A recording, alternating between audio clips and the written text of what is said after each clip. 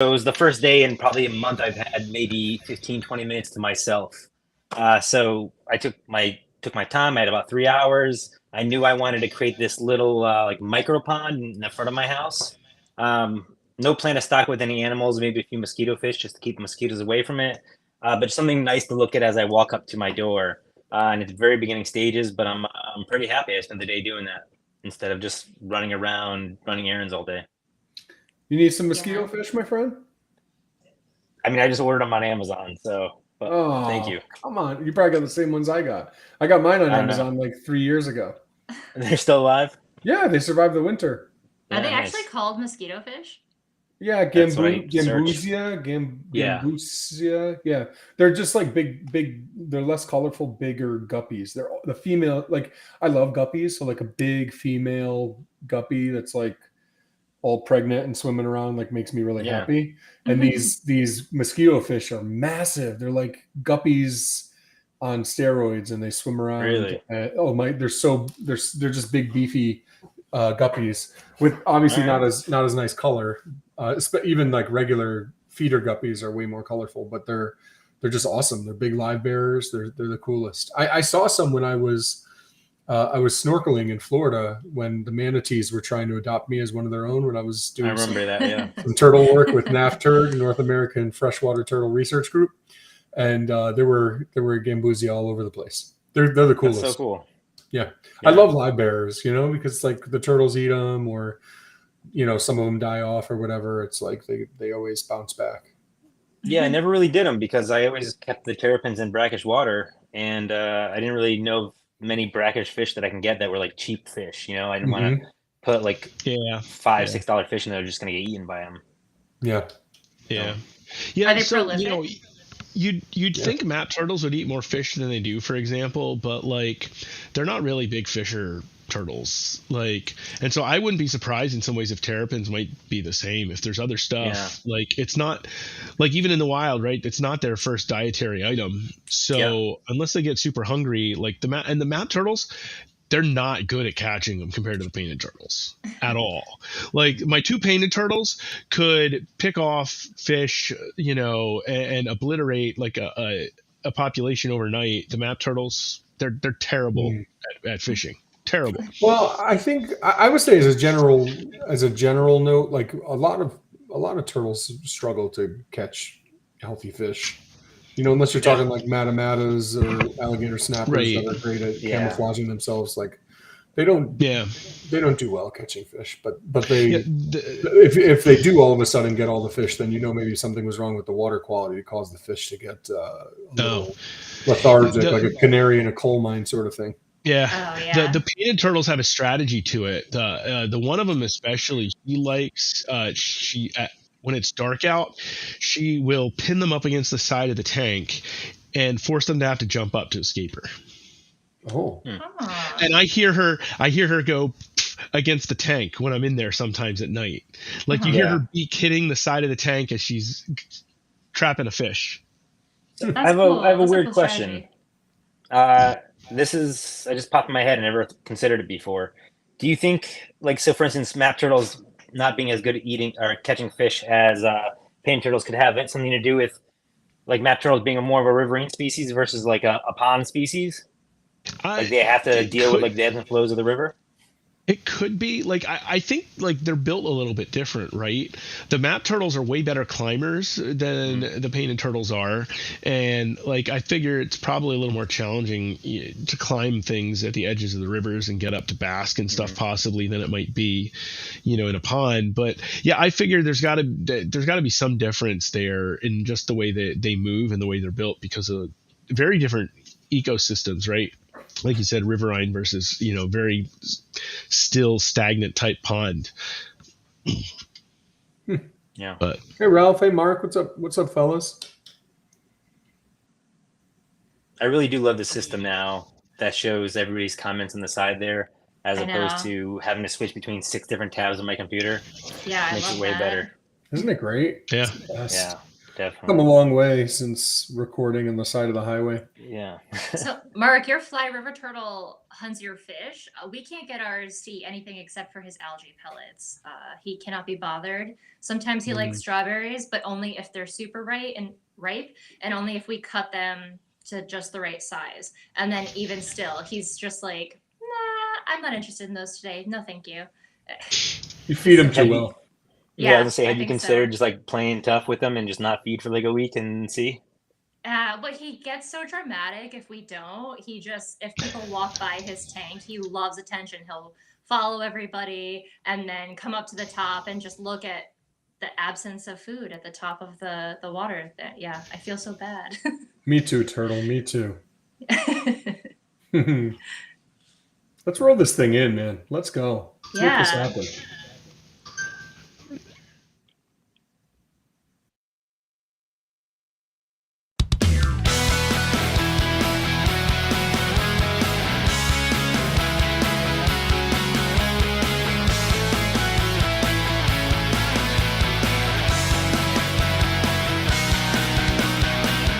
Welcome to the Pondcast, the destination for insightful discussions and interviews on the appreciation, conservation, and husbandry of reptiles, with a focus on turtles and tortoises. Now, let's join our team of turtle nerds. Hey everyone, welcome to this week's episode of the Pondcast. We missed you last week, but welcome. I am Anthony, and this is Emily. Oh wait, I messed up already. Love that. Someone's How's getting everybody a doing video tonight? call. Ooh. Could you hear that? I'm so sorry. Yeah. I didn't know you could hear that. So yours eats everything: figs, watermelon. Oh wow, Mark, Look at have that. your Fly River talk to our Fly River. Okay, please, we need help. Do some cohabitation for a bit so they can learn. Yeah, I know. All Yeah. right. So So I have this a- week. I- Oh, go ahead. No, I apologize. I was just gonna add to my question earlier, a second part to it. You had Mhm. mentioned how matamatas are good at fishing, Anthony, and it's because they kind of use like this almost like a vacuum. They suck in so hard, open their mouth, it creates like a vacuum in. Correct? Mhm. Yeah, I mean that's not. They don't have a hard bite. They just have Yeah. a fast vacuum bite. Yeah. you- Have no, you seen that's- it happen before? Yeah, of course. I mean, I need to spend any time with one is to see one. I mean, it's just how they eat. They don't take it easy. Like flavos are one where like if you give them live food, they go nuts and they snap at it. But then, other foods are very soft and slow about it, depending on how well fed they are and how desperate they are for a meal. Matamatas are very, generally very fast strikers. They do it so fast that whenever I have a new volunteer or an intern come, I always have them feed the matas, and I don't give them a heads up of how just how quick it is. So I just tell them, put the fish on the tongs and slowly hand it to them.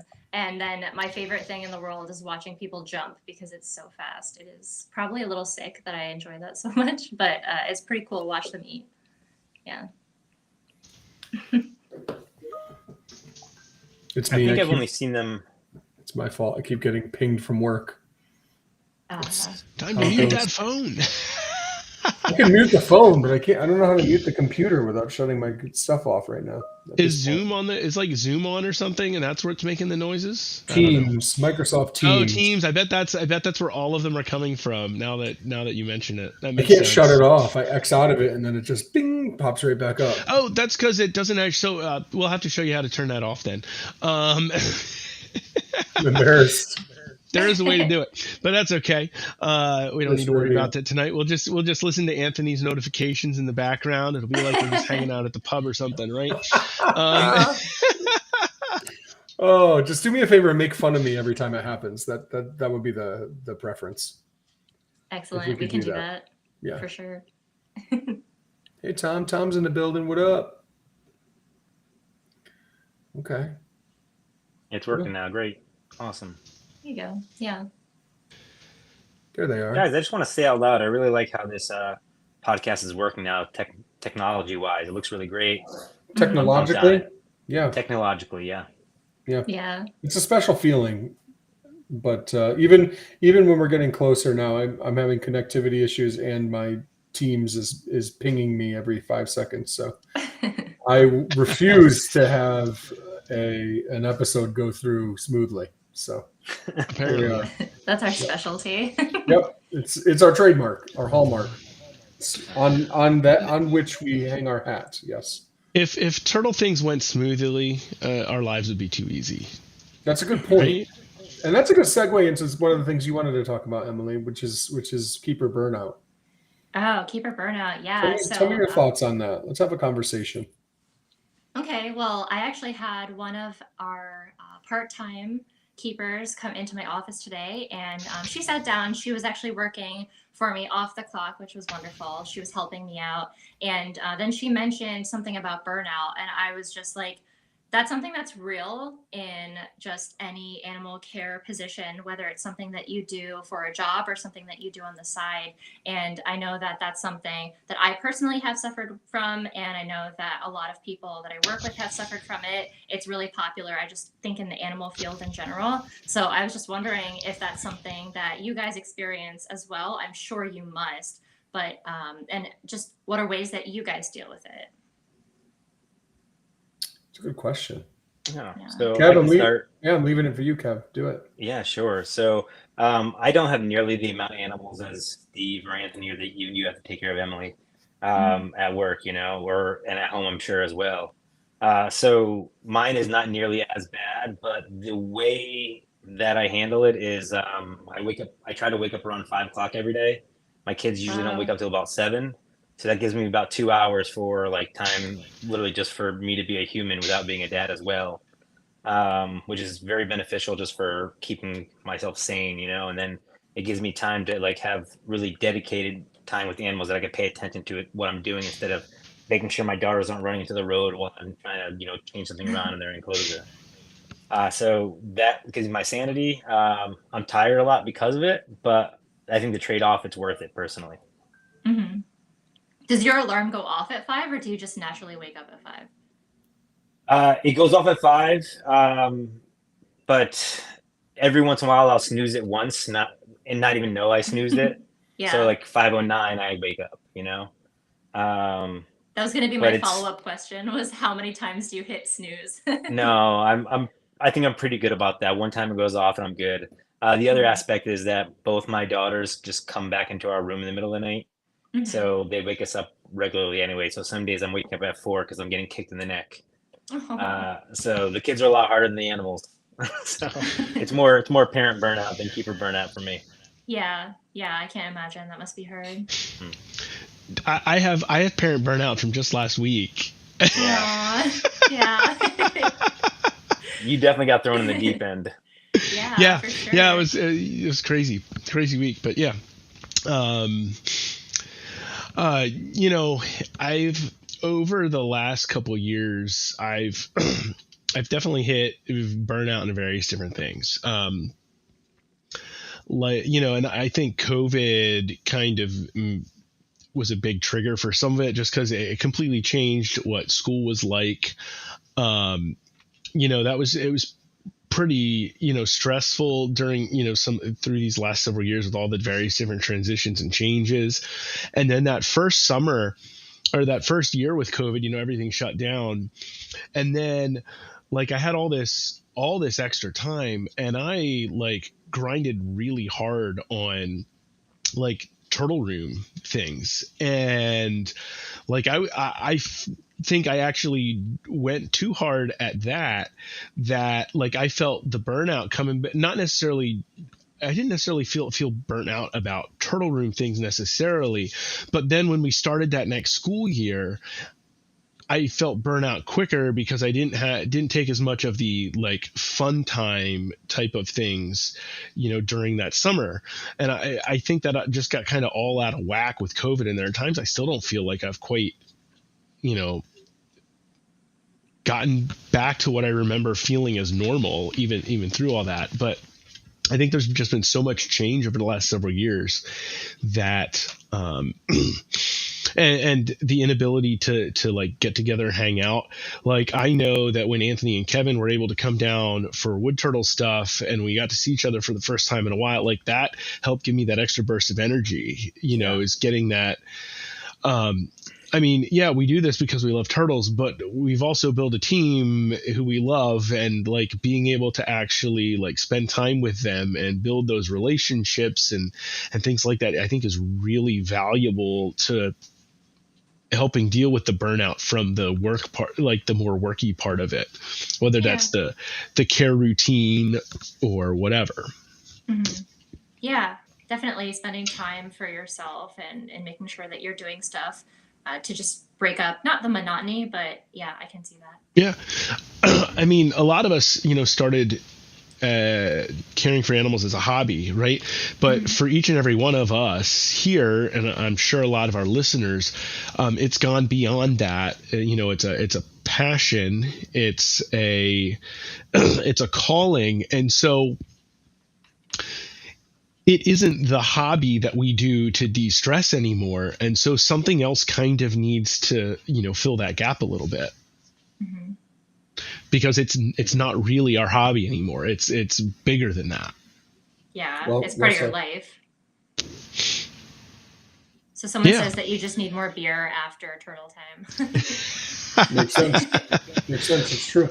Yeah, I always like to say that we got into this because we love the animals, and then I personally, I'm the only person, like, I go to a reptile show for the people. There's going to be somebody who I'm able to see and talk to, and that reinvigorates me. Now I'm an extrovert, so when introverts, when they have a conversation, they start the day with like 5 coins, and every time they have a conversation, they spend a coin.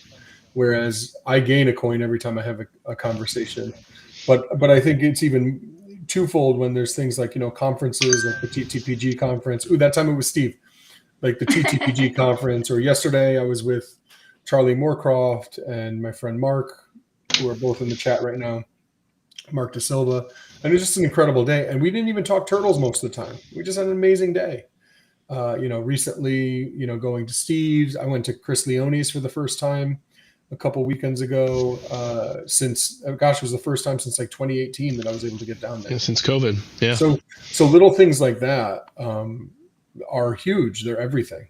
And I think where we take on a lot, and social media is great because it connects all of us. And a lot of us wouldn't even know each other if it wasn't for social media, but it doesn't have the same, binding, collaborative feel. And it doesn't have any of it really that actually, having a sense of community and getting together with people can have. And I think that's what helps you get through, because then you start to see, okay, I'm part of something bigger than myself. These animals are more important than me and my quest to breed them. So I'm going to be more likely to, put animals out on breeding loan with somebody who might be a better situation, or gift animals to somebody who I care about, because it's bigger than just me, Mm-hmm. Yeah, for sure. Mm-hmm. And I know that sometimes can be hard, especially, so I think I'll take a step back. I think your answer is kind of similar to Steve's, and that it's really important to make sure you're spending time for yourself. And I guess it's the same for you, Kevin, as well. I know that for me, and maybe this might follow along with you guys as well, a lot of my personal hobbies are also animal related things. So in my free time, I want to go to a lecture about jumping worms, for example, or learning about beech tree leaf disease. And that's still work related stuff, but it's stuff that I love in my personal time as well. So I think sometimes that there is just a little bit of overlap there, and I'm sure it is for our listeners as well. But yeah, it's always definitely an important conversation to have. So that's why I'm glad we brought it up, because I think that it's something that everyone suffers from, but not a lot of people talk about. So thanks, guys. Yeah. Thank you for sharing. Yeah. Awesome. My pleasure. Yeah. Happy to talk with everybody. It's Kevin's pleasure. My pleasure. Good job, Kev. Yeah. You got it, buddy. Thanks. He was being nice. Yeah, I'm nice sometimes. You're always nice. Yeah, I'm supposed to be the nice guy on the show. Anthony's supposed to be the mean guy. I'm the nice guy. It's true. We have to fill our roles. I just thought it was funny because she said thanks for bringing it up, and you said you're welcome, but I didn't. But did you bring it up? Yeah, no. Right. Okay, that's what. You know, he's being nice, but he wasn't. He was taking credit. I for didn't say it something to he didn't that. I said it to the thanks for talking about it. Yeah. That's what I was responding to. do. I don't believe you. There just has to be a And rivalry. Steve's the nerd. between you. Steve is the nerd. You got that already, huh? Friend of yours, Steve? All Just of somebody them. who gets it. Somebody who just gets it. I used to have back at the very beginning when Steve first came on.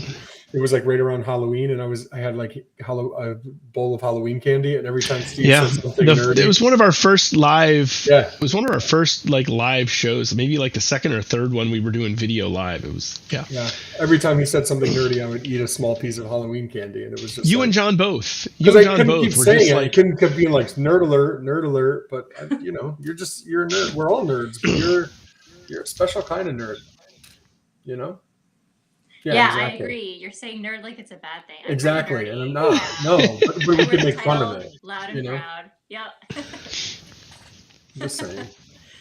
You know, being like a child of the '80s, like growing with like Revenge of the Nerds, like nerds was like a bad thing growing up, you know. Mhm. Right. But it's not until like you're an adult, and I'm like, I wish I was more of a nerd my entire life. Nerds. I don't know. Have any of you watched the show Leverage? It was like I think it was on from like I don't know, like 20, might have been 2008 to 2012 or something like that, somewhere in that range. Anyway, one of the main characters, one of his like catchphrases was "Age of the Geek, baby." Like, like it, you know, we're kind of in that era. You know, people who are good with tech and all that. Like, it's kind of not necessarily the alpha males that are running everything. It's you know, it's more about the intelligence and the strength, so to speak, for you know a lot of success, and it's more recognized as that, I think, as opposed to just being nerdy.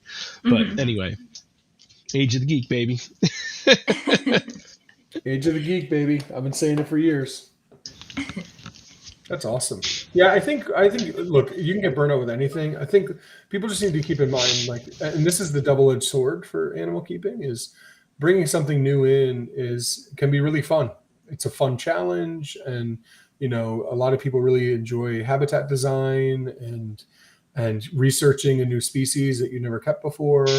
You know, if you're somebody who's responsible, like most everyone is, then you're most everyone who's tuning into something like this is, then you're researching first, all of that. But what brings that joy also then becomes a continuous source of work that you need to put in going forward. It's not like you just set them up and set it and forget it.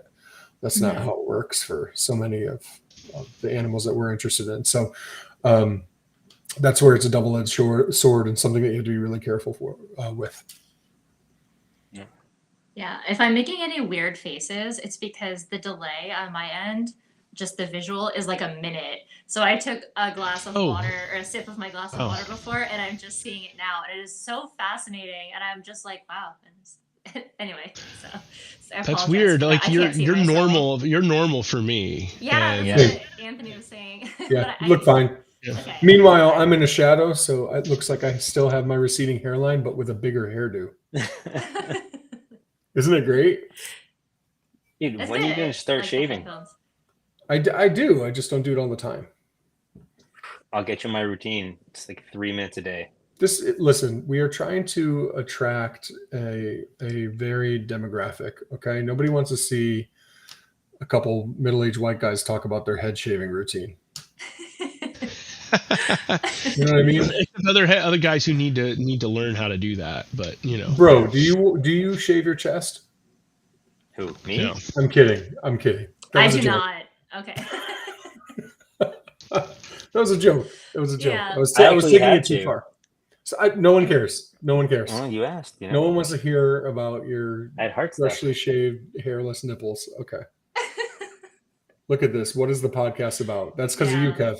I want you to know that's you. Turtles. Nick, I can tell you what the podcast is about. It's not about my chest hair. It's about turtles. Spoiler alert.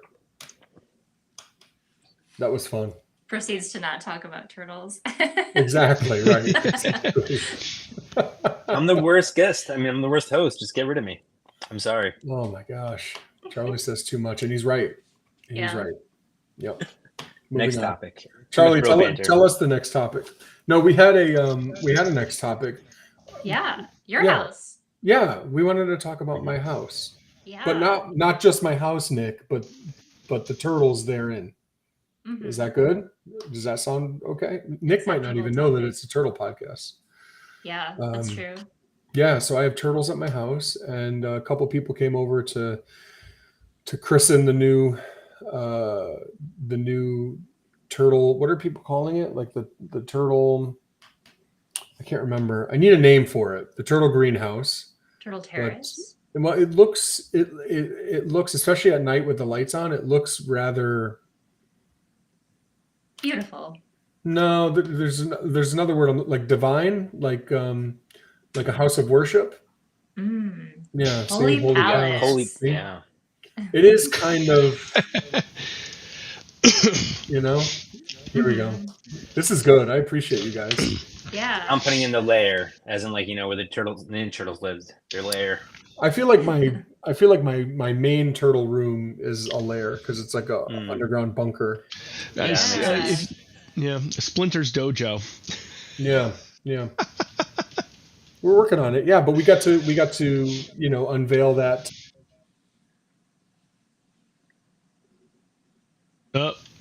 Here, I'm still here. It's okay. We got to unveil that to a few people, and it was good. Yeah, I was bummed I missed it, but it was a crazy week. So I don't know if I've actually spoken about this on air, so I'm going to hit it real quick for those of you out there. So my wife and I have spent basically the last year working to get certified to be foster parents. And so we had our first placement last week. Now, they were only here for a week, and that's the way it was planned. It was something called respite care. But so we went from, never had kids to we had a 6 and 8 year old boy running around the house from Sunday afternoon through Saturday evening. So last week was really chaotic. So 0 to 100, no parenting to lots of parenting, no gradual build up over years. Even with gradual build up, it's hard. Yeah, well, but no. Yeah. No doubt. It doesn't matter. It's a different experience. Mm-hmm. It's really crazy. It's really crazy when you think about it. And yes, speaking of kids, sure. My daughter just brought me a large blizzard because I deserve it. And you guys gonna watch me eat a whole large blizzard over the next hour. As long as you're not eating a blizzard every time one of us says something, I think it'll be okay for your waistline. It won't be okay for my waistline either way. Let me just tell you guys that every time I take a bite, it's either because Steve is a nerd or Kevin, or because I wanted to say something mean to Kevin and decided to bite my tongue or my frosty.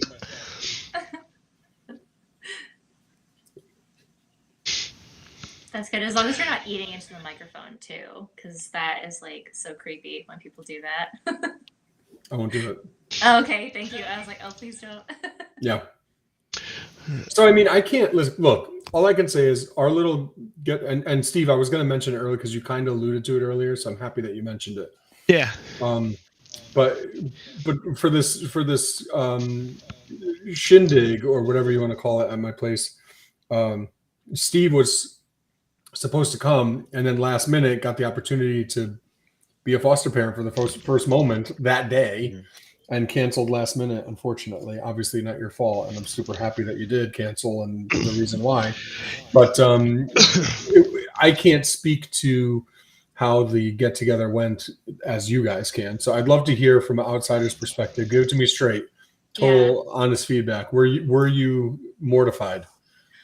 Blown away, actually. Steve, have you been there before? Wow. I have not gotten to be. So I thought for a moment that this calendar year, Anthony and I were going to get to finally be at each other's new houses for the first time. Mm-hmm. And it was because April was the first time Anthony had actually been down to our new place since we moved here it's almost 6 years ago now.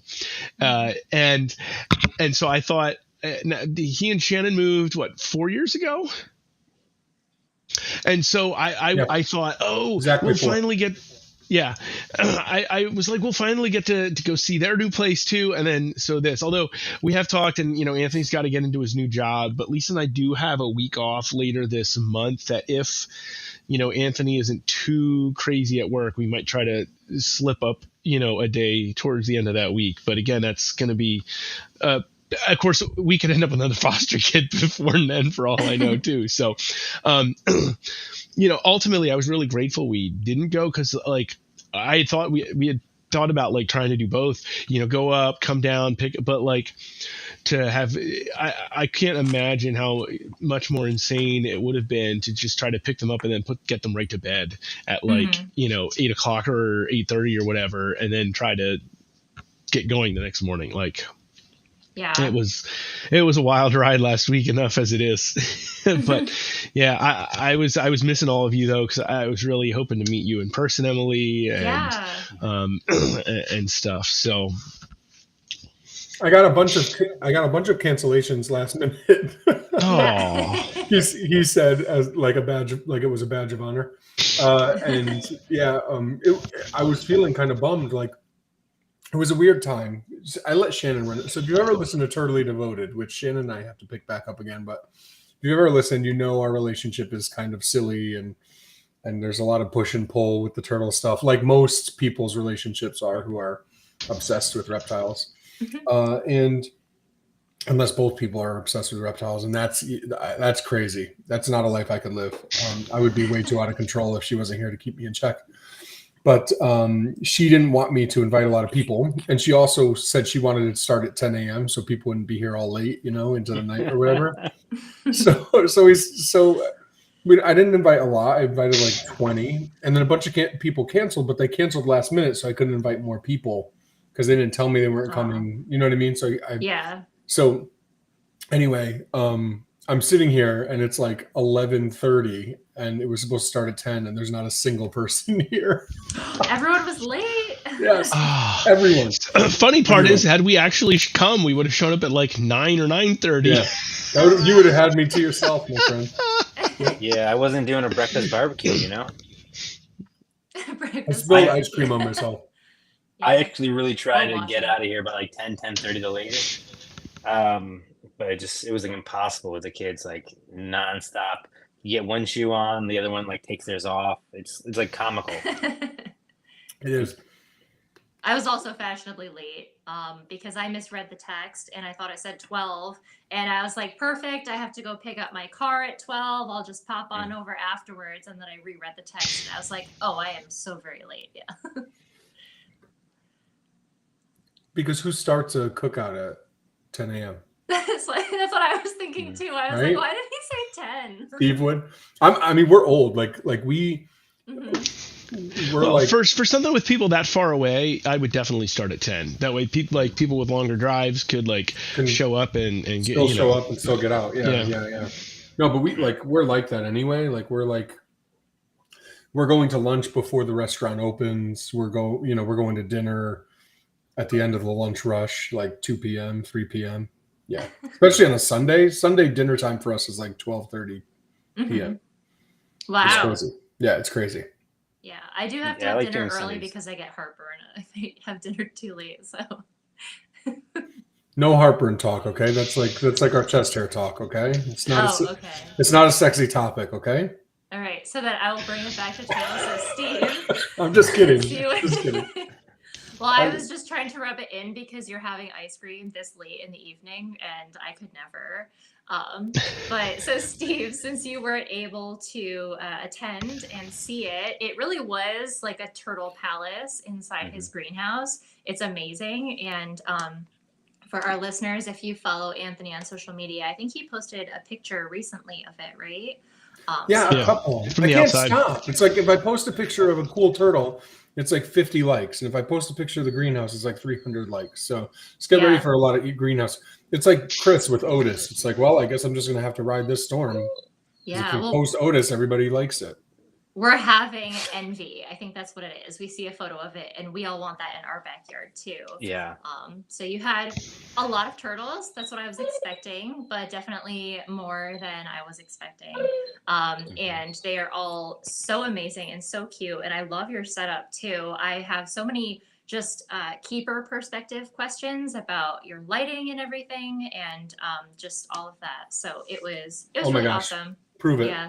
Prove it. Prove it. Ask me Okay. questions. All right. I want to ask about the lighting that you had for the black-breasted leaf turtles. Those strip LEDs. That was so cool. So first, do they need UV? Is that something that's necessary for them? Because I know that they tend to hang out more in leaf litter, if I'm not correct. Yeah. So, I mean, the assumption is that every species needs UVB, right? But Mm-hmm. then there's people who would tell you that they don't. When I first got into them, the person who was breeding them really consistently, who I happened to get mine from, and he talked me into it, by the way. Yeah. I didn't even want to work with leaf turtles, which is hilarious because they've Really? become like such a huge part of my life. And he said, and I wrote this in my book, if the plants thrive, the turtles will thrive, which it has been something that I found as well. It's pretty Yeah. good because that means the conditions are really right for them. They're living in places where they're not getting a lot of UVB. Some people will say that they're, you'll see them bask and things like that, but it's tough to know what the reason is that the turtle went to get up on top of the log. And then, so I do use UVB on Spengleri, but then I also don't, depending on, like there's some that get it and there's some that don't. Mm-hmm. I have one Spengleri apartment complex that has UVB and one that generally doesn't. Mm-hmm. And then like the young ones don't have it either. They're just kept really wet. Yeah. And in like covered tubs in water. So yeah. Richard's saying that his love to bask. Again, like, do they love to bask or do they love to get out on top of things and survey their kingdom, which is what I think the phrase that Steve Enders and I used to use back in the day when we were writing things about Spengler. I feel like that was from the first article, Steve, that we wrote in 2014 for the Batager, right? Yeah, that sounds right. Yeah, and it's true. That's what that's what they like to do. So, I don't know if your Spengler I have told you why they do it, Richard, if it's for the UVB or if it's for the surveying of the kingdom, or something else. I don't know. But so I don't know. I think I've had some issues with egg fertility lately, so you could point to that and be like, yeah, there you go. They need UVB. But like I said, about half of them have it in my collection and half of them don't. And I'm not seeing any correlation to the hatching of eggs. Actually, I have a lot of fertile eggs. Like this year, I think my fertility rate on eggs is like 92%. Wow. I like math, not as much as Steve, but I like math. Yeah, but I don't expect to hatch most of those eggs because I've been struggling with hatching fertile eggs in recent years. I when I built my new Spengleri habitats, I put in one type A fixture in each of them, and so I'm basically using one of the type A screw-in mini compact 5.0 UVB bulbs. It provides a little bit of light, provides a little bit of UVB, but nothing too big on either, for either one. A couple of my adults, including the male who's fathered all the offspring that I've produced personally here, he has no UVB access at all because of where his habitat is. Mm-hmm. Like, the female who lays them does, Mm-hmm. Yeah. So I had followed, or I still do, but this vet on social media, and he does a lot just of research out into the field as well, just for his own personal collection, but also to make sure he's giving his clients some of the best information. And he did this study.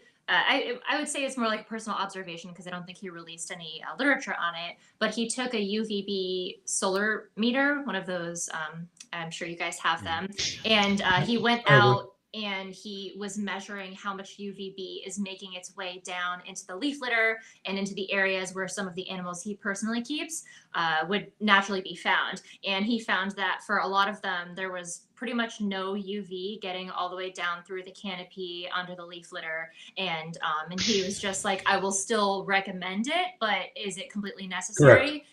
It depends. And there's probably also a lot of circumstances, and it depends on the individual, the diet that they're getting, and there's a lot of other factors to keep in mind. So if you can provide it, then that's great. But if you can't, there's other ways to make up for that. So yeah, I mean, that's the question I would ask too, right? Like, so Richard was saying that he thinks that they need it, and that's great. And he said that that's his thoughts, and that's a totally valid opinion, because so many reptiles, basically as a blanket statement, colonians in general need UVB. They should get that. That's any research pretty much points to that. But I mean, okay, I just can't help but think, like, okay, does a fly river turtle need UVB when they're spending their entire life in water? Does a Matamata turtle need UVB? Does an alligator snapping turtle need UVB, who spends most of its life in water, but not all of it? Yeah. And my simple answer is, I don't know. And I mean, look, we're talking about building a greenhouse. Like, that UVB is not penetrating the greenhouse. So I am making a calculated move to move my turtles outside to, where they're getting, a really high frequency sunbeam that's going to act like a nice Florida sun, but they're not going to get the UVB benefits. So, did I do wrong by all of my turtles? I mean, some people would say yes. Does the TSA do wrong by their turtles that are in greenhouses? Does Dalton State College do wrong by their turtles that are in greenhouses? Have you used you could a solar meter to see the UV that gets? I haven't yet, and I have a solar meter too. I just haven't done it. Oh yeah, no, I would just be so curious. But yeah, I mean, and sorry, Kevin, I didn't mean to cut you off, but just really quick. No. I was under the understanding that for plants, it's not necessarily the UVB or just UV in general, that they're more looking for just the visible spectrum in light. So is that correct or incorrect? They are looking for UV head nods. It sounds right to me. Okay. I thought it was UVB versus UVA, which UVA is what you're describing in my small brain. I'm not a plant person. I do not have a green thumb. Yeah.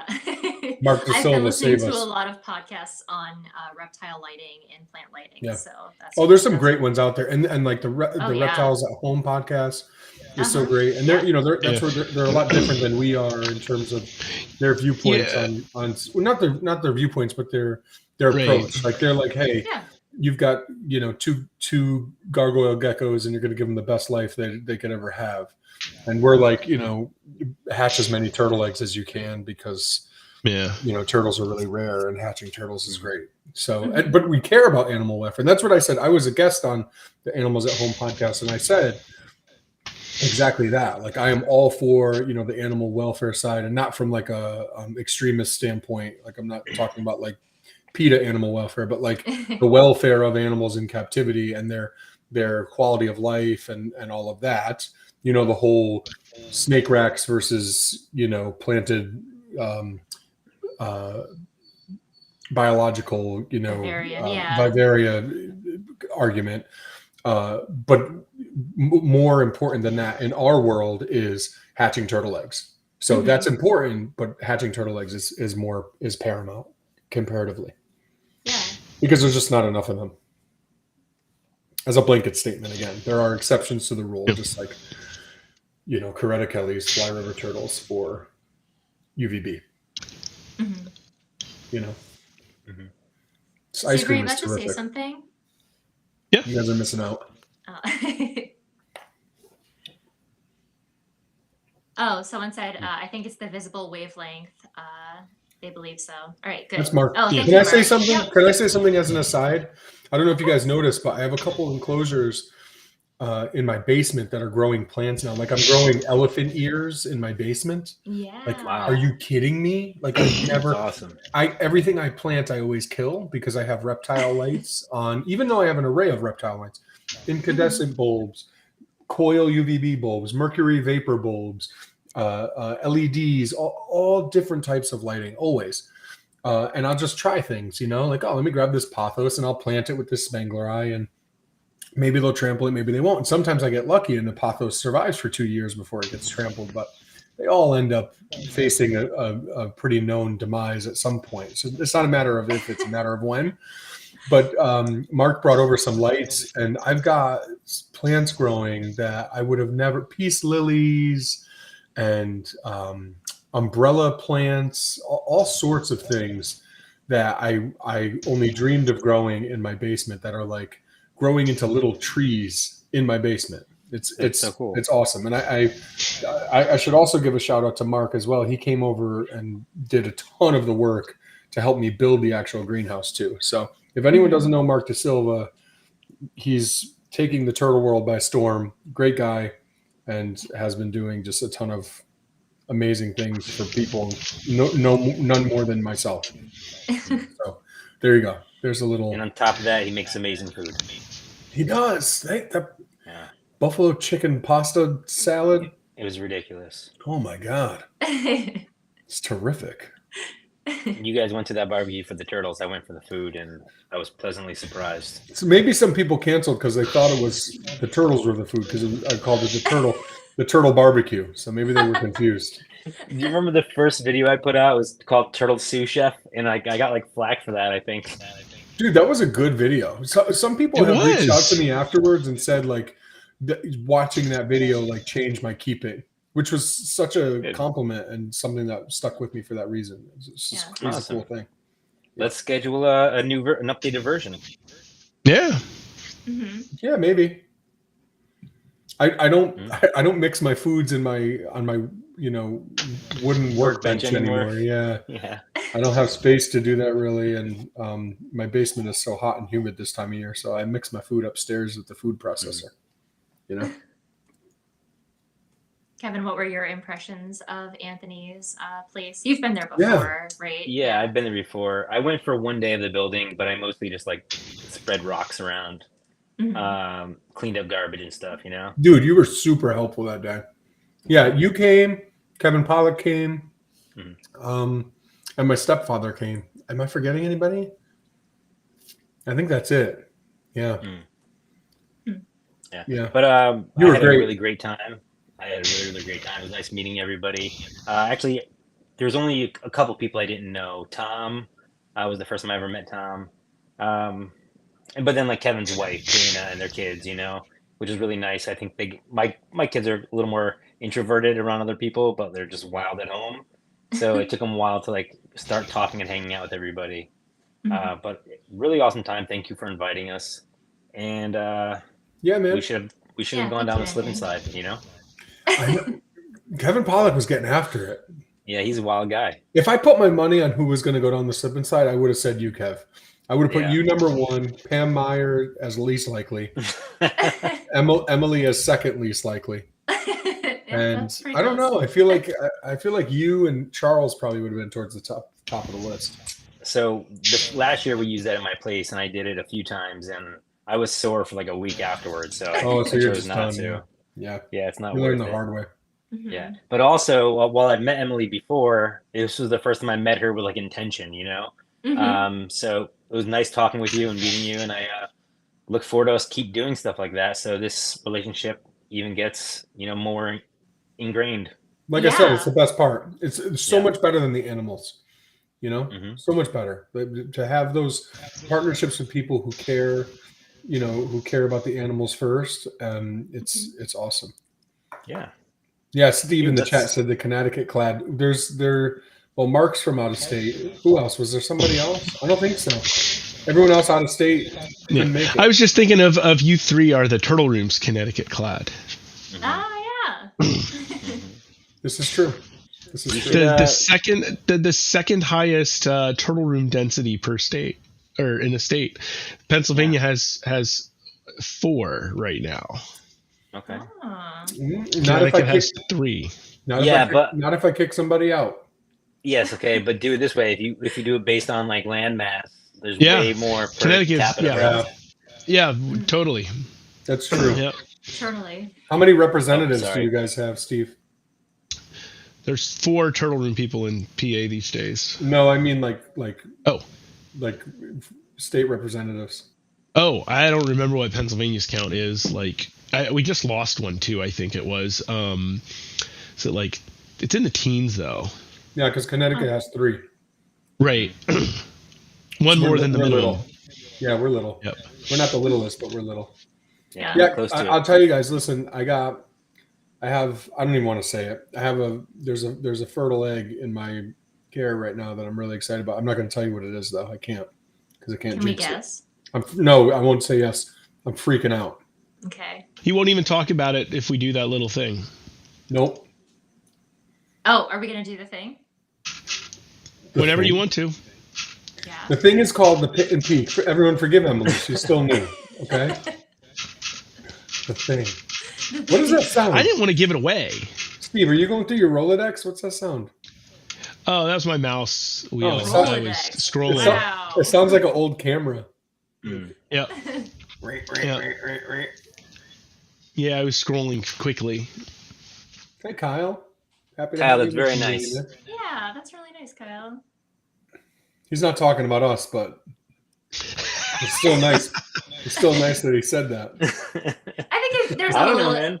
a little insinuation there that it's Yeah. we're part of You don't know it, him, so. Kevin. You're never on the He's group in chat. he's in the CC 4.0 group chat, isn't he?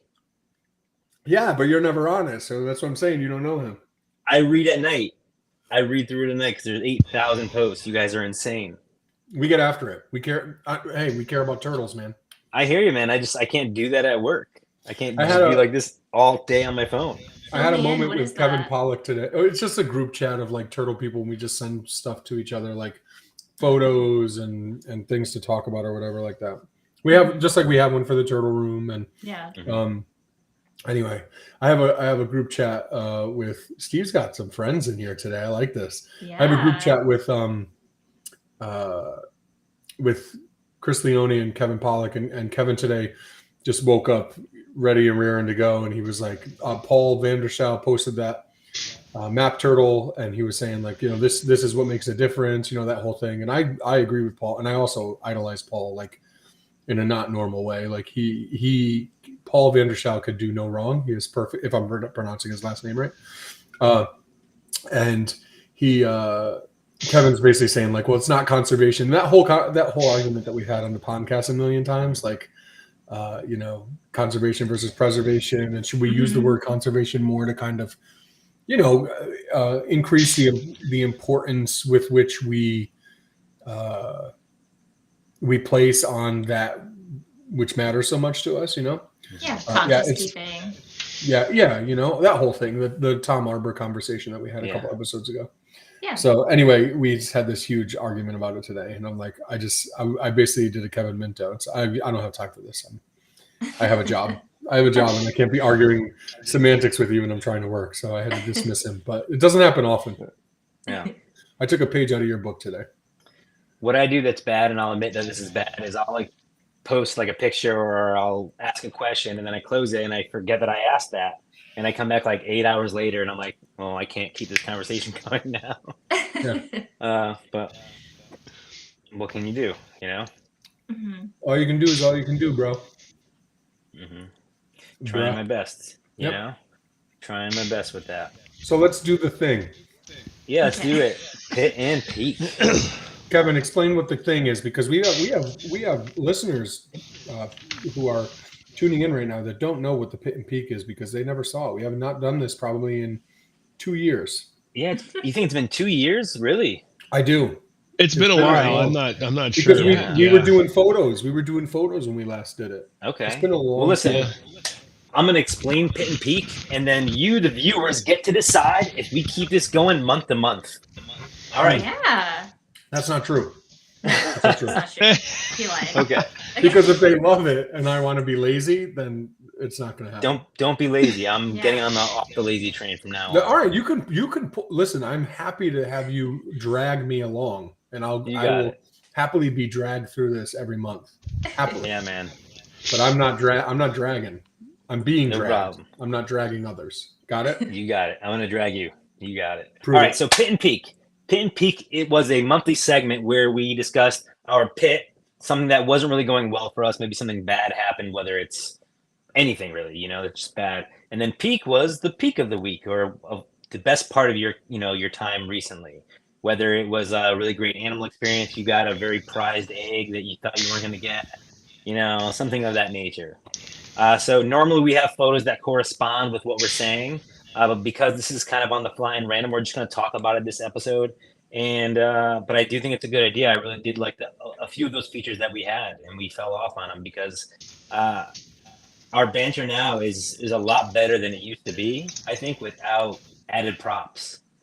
So I think adding this in now could really only heighten it even further, because now it could be a way for us to completely add to something instead of trying to fill time.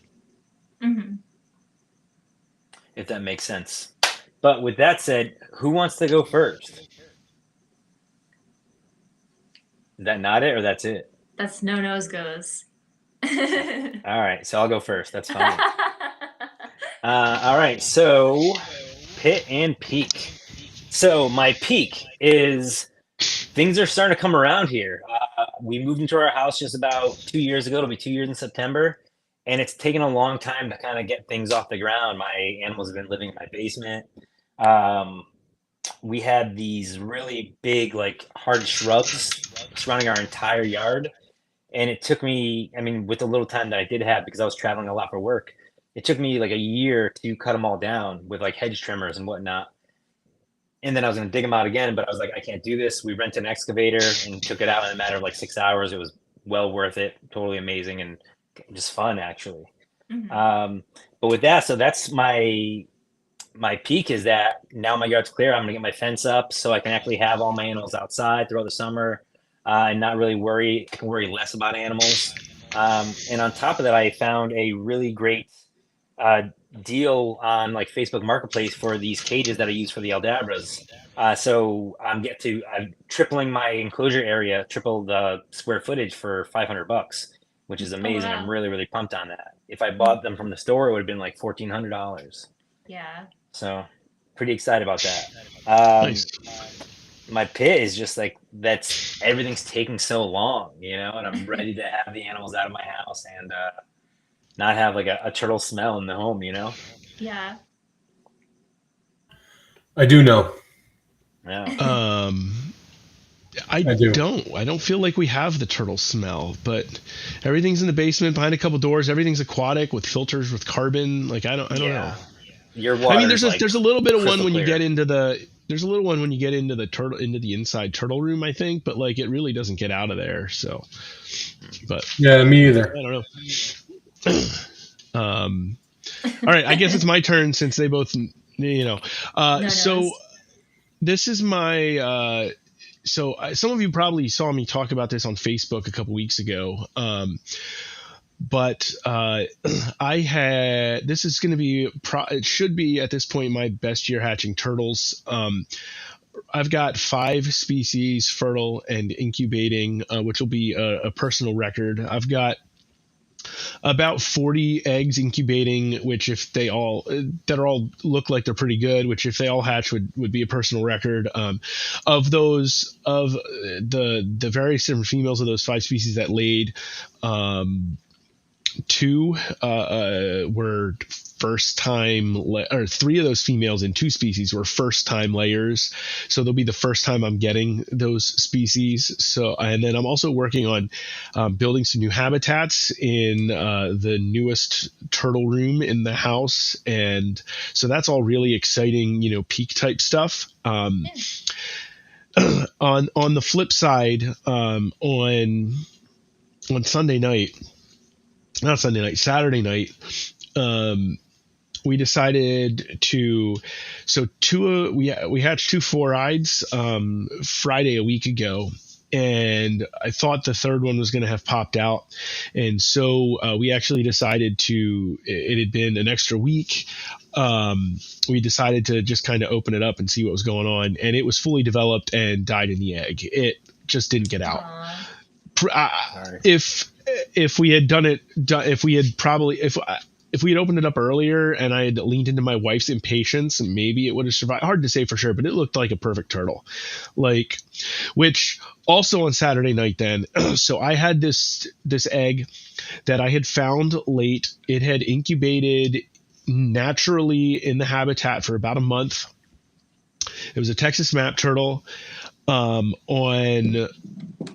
On Friday, it was showing all the signs like it was about ready to hatch. The head was moving a lot in the egg. The egg was starting to sweat like they sometimes do right before the turtle pops out.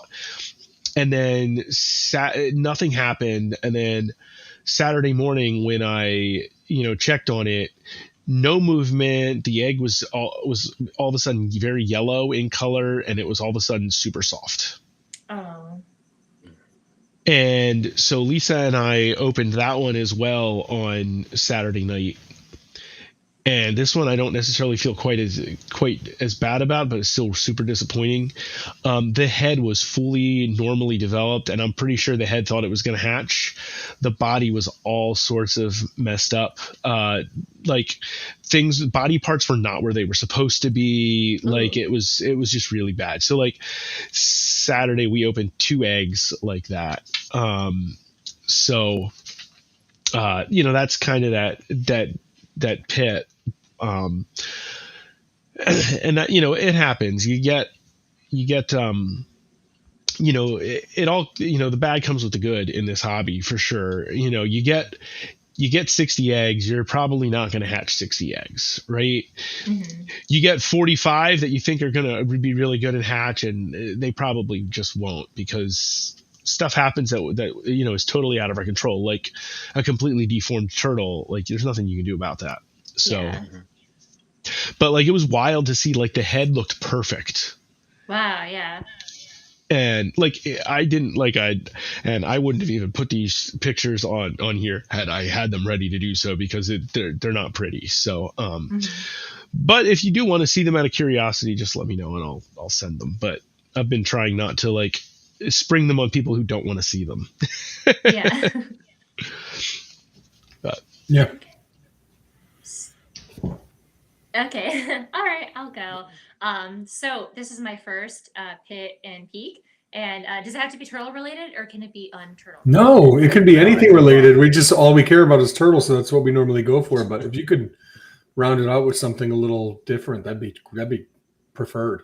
Okay. All right. I'll hit you with half and half then. So I'll start with my pit because I want to end on a good note. So for my pit is our Aldabra Leo. For the last few years, what we do, every summer, he has his indoor enclosure and then his outdoor enclosure. And during the summer, we walk him outside, and then he walks around outside all day, and then we walk him back inside. And every single year, he's been getting stronger and more receptive to walking on his own, but we have to encourage him and half carry him outside. And we've been trying to use some positive reinforcement to get him to walk cooperatively. We just go in front of him, offer him some food. When he walks towards us, he gets a snack. And once he gets, I would say if he gets another 50 pounds, we won't be able to cart him out anymore or carry him. And my pit is that unfortunately this year he has decided that he just doesn't like it anymore. And I had to not throw in the towel, but we're having a really hard time with it. So that is kind of the downside that's been weighing on us for a little bit. But my peak, this is a good one. I finally booked my tickets. I'm going to Australia in September. I bought the flight ticket and I got my visa approved, and I am going, and I am so excited. And that is just, I'm riding awesome. That high. I've been riding it for like a few weeks now. So yeah. That's awesome. It's awesome. Yeah, it's really good. So what's the plan for Australia? What are you going to do there? So I'm going to do a road trip.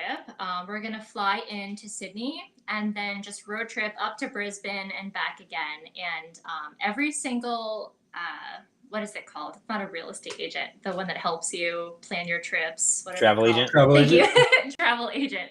Every travel agent that we've talked to, they don't do road trips. So when I reach out to them for help, they're like, I have no idea. Book this package instead. So we've just been doing our own research. We've been reading books on Australia, and we've been looking at social media at the popular places in the area, and reading travel blogs, and just reaching out to other people who have been to Australia before. And I'm super excited. So it's going to be a lot of fun. That's awesome. Going with some close friends or family? So my best friend, Jackie, she's also a zookeeper. We've been zookeepers together in the past at a previous zoo that I worked at. And we go on road trips at least one a year. And it is so much fun. And we travel together all the time. And we've been to like a million zoos. I don't know. I couldn't even give you a number. Yeah. It's really cool. Mm-hmm. It's tremendous. How am I going to follow that? I'll just talk about That's turtles. what you get for waiting until the end. I know. I totally regret my decision. I didn't bring the energy tonight. This is what I get. Anthony, I'm going to give you 1 second to think, actually, because I want to, propose something to Emily here.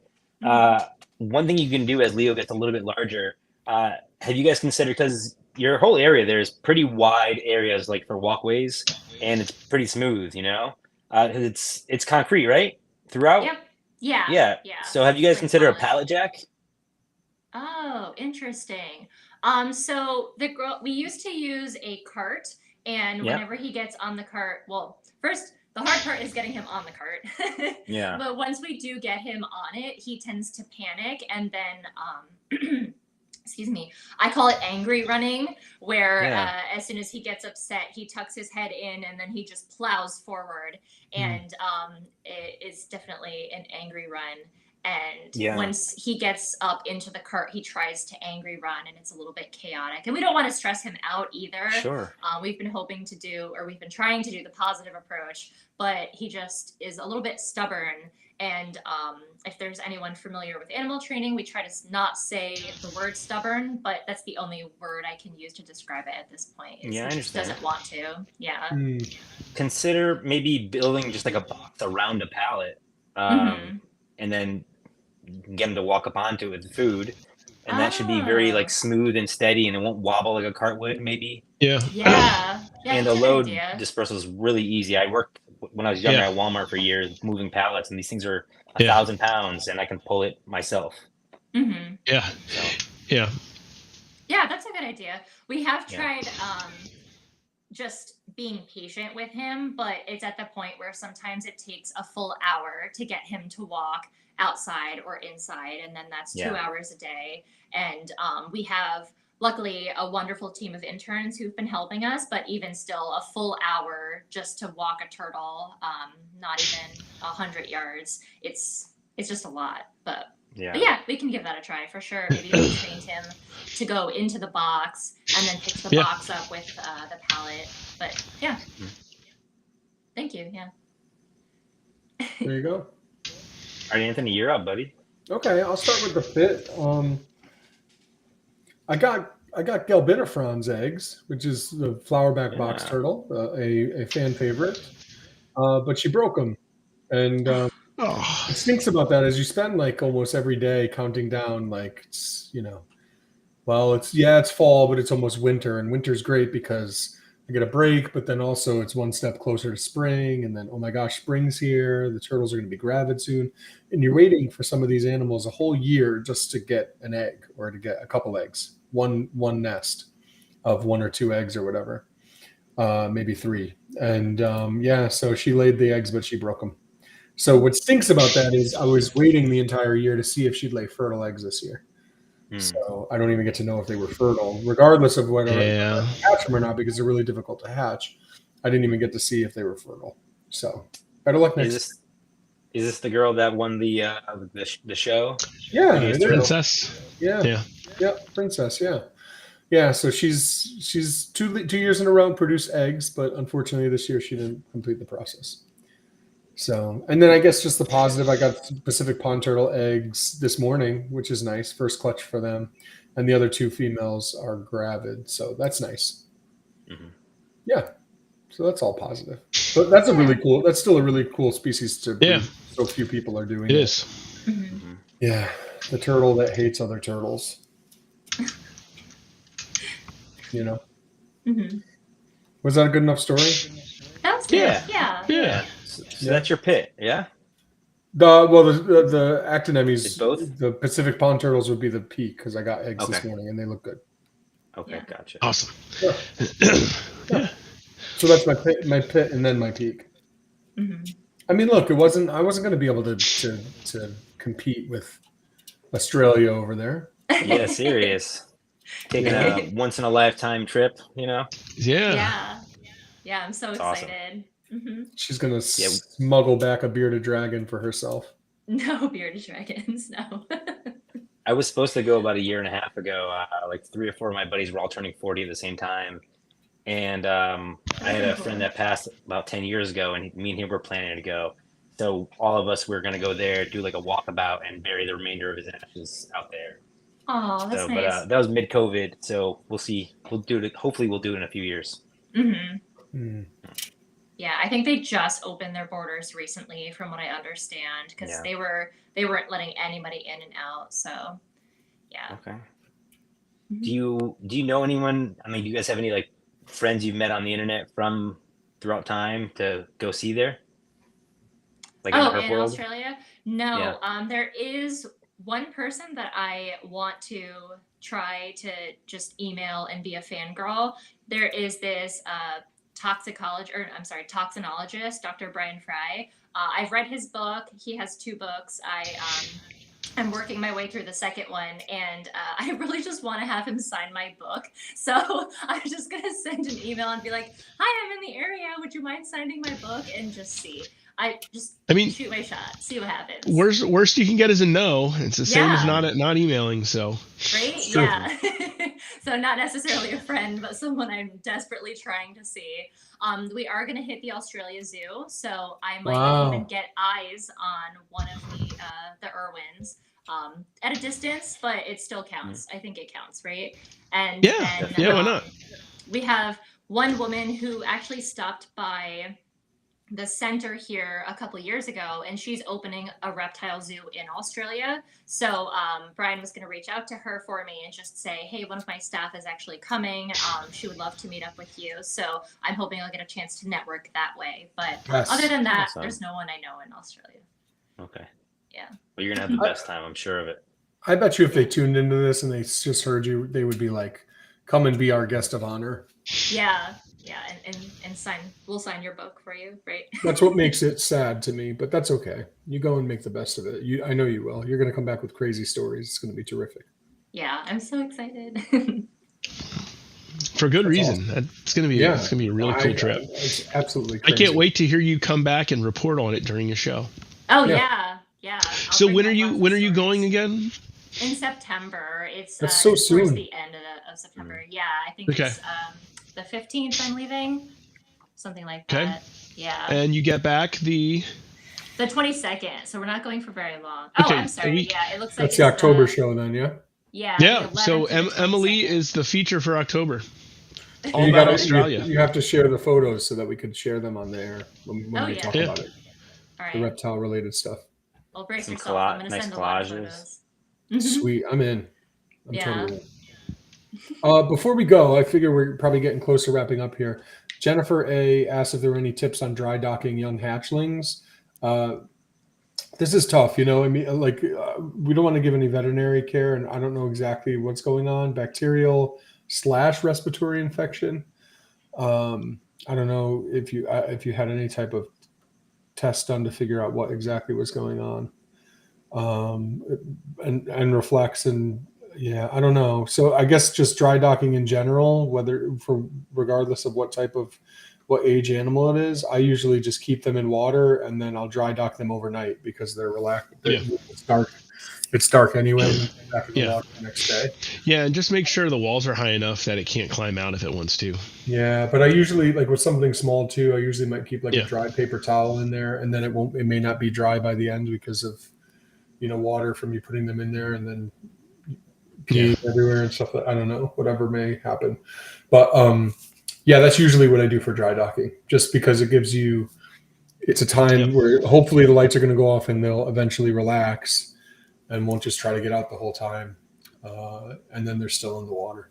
So yeah, so tiny and they don't want them to dehydrate. I mean, where are you keeping them is another question, Jennifer. I don't know that a turtle is going to dehydrate in my turtle basement in 8 hours. It's not going to happen because the room is like 100% humidity, and they're turtles. They're not amphibians, So Yeah. if you need to dry dock, that's a nice way to get a good chunk of time where they actually, for the most part, dry out. Yeah, and and the lights will be, so it'll be cooler in the room too. And like when I'm dealing with sick turtles, I don't actually warm them up. That speeds up the metabolism. I try to slow them down because they're not like us, right? They can't control their own metabolism, etc. So I try to, I'd cool them down during a little bit and make sure it's a cooler spot during their dry dock as well. Just let them slow down and just kind of do nothing. You say you have them on damp moss. I'd be really interested to know what type of moss, because not all moss is created. What type of turtles? Not all moss is created equally either, and a lot of times these nasty fungal type situations can happen from cheap sphagnum moss too. Yeah. I've had many turtles end up having issues, if not just even cosmetic issues, because of the moss that we keep them. Yeah, but not all sphagnum's created equally. So some is cheap sphagnum can cause more problems than it can be helpful. It's kind of like cypress mulch too. Originally, cypress was thought to have really great like anti-fungal, anti-mold properties, but that's not the case anymore because now they're cutting down trees that are young. So it's different than the cypress that they were cutting down before. And then, I mean, it's not a great correlation to the sphagnum, but the point is that it's not all created equally. Sphagnum that you get that's like bleached, like New Zealand, really clean stuff that's really, really, really expensive is a lot better of a product for hatching turtles. Whereas cheaper stuff can have them looking real moldy and fungus filled real fast, in my experience. So I would just put them on a paper towel, use the medication. And is that it really is $55 for like a quart or whatever because it's the good stuff. That's crazy. Yeah, it's crazy. It's 500 grams. It's not by weight. I don't use it as much anymore because it's not all. It's so much. I use it when I have to. Certain species. Yeah, I use it for Spanglari hatchlings, and then sometimes I use it to cover eggs, some eggs, four-eyed eggs, and Spanglari eggs and stuff. But yeah, there you go. That's a good one. See, a little educational stuff for anyone who's like, "What are these guys even talking about?" Chest around the whole time, It's good. Yeah, we brought it back to turtles in the end. So. We brought it back in the end. That's the important part. Mm-hmm. I appreciate you guys. I really do. Thanks for Amen, brother. Amen. Yeah, thanks for taking the time, having the chat. Yeah, who's our guest for August? I thought we had one, right? Let's promo that real quick. Yeah, we do. Yeah. Mm-hmm. Mike Ravisi. Mm-hmm. Okay. The herpetologist for the DEEP. Yeah, that's going to be a good one. I really like Mike. He's a really nice guy, and I think he hopefully represents the future of what's the word I'm looking for? The future of state and federal wildlife agents. I hope he's pretty collaborative and does things the right way and is a genuinely nice person who cares about the animals and is willing to put the work into like everything that you'd want from somebody in your state, which is really exciting. He's from our state and we haven't always had it that way. So it's really nice that he's around now. Was that good, Emily? Did I explain that well? Yeah, I think so. I was trying to get him for actually this episode, but I guess he's out of the state. So he said that he would be able to make a future date. So I was like, awesome. So we're really excited to have him on. But yeah, so thank you so much. Yeah, thank you guys. That's it, man. Yeah. Take it easy. Happy turtling. See you next month. Don't be a stranger. Yeah, see you next month. Happy turtling.